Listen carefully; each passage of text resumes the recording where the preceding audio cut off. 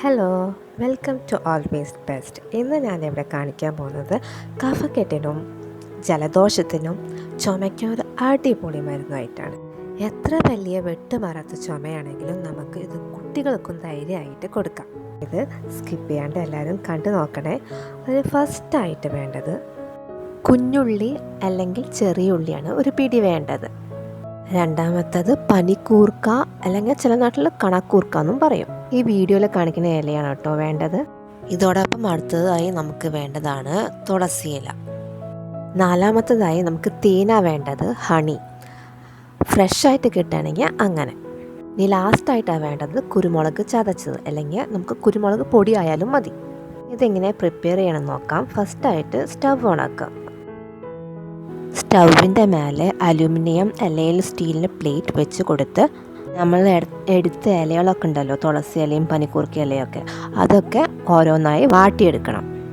ഈ ഇലകളുടെ കളറൊക്കെ ഒന്ന് മാറി വരുമ്പോൾ അല്ലെങ്കിൽ ഒന്ന് വാടി വരുമ്പോൾ നമുക്കൊന്ന് മറിച്ചിട്ട് ഇതേപോലെ ഒന്ന് വാട്ടിയെടുക്കണം.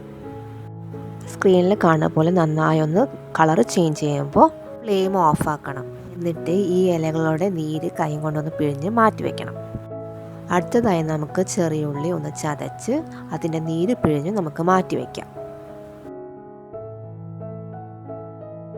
ഇനി എങ്ങനെയാണ് ഉണ്ടാക്കുന്നത് നോക്കാം. ആദ്യം ഉള്ളി നീരെടുക്കുക. അതിലേക്ക് 1/4 സ്പൂണ് കുരുമുളക് ചതച്ചതാണ് ഞാൻ ഇടുന്നത്.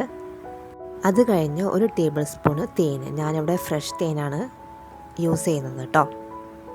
ഇനി ഞാൻ ഇതിൽ ലാസ്റ്റായിട്ട് ചേർക്കുന്നത് ഞാൻ മാറ്റി വെച്ച പനിക്കൂർക്കയുടെയും തുളസിയിലയുടെ ഇലയുടെ നീരാണ് ഒഴിക്കുന്നത്. പനിക്കൂർക്ക എടുക്കുമ്പോൾ മാക്സിമം വാട്ടി തന്നെ നമ്മൾ യൂസ് ചെയ്യുക.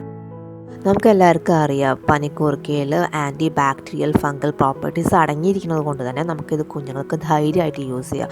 പനിയുള്ള സമയത്ത് പനിക്കൂർക്കയുടെ ഇല ഇട്ട് തിളപ്പിച്ച വെള്ളം കുടിക്കുന്നത് ഏറ്റവും നല്ലതാണ്. ഈ വീഡിയോ നിങ്ങൾക്ക് ഉപകാരപ്പെട്ടിട്ടുണ്ടെങ്കിൽ ഒന്ന് ലൈക്ക് ചെയ്ത് ഷെയർ ചെയ്യണേ.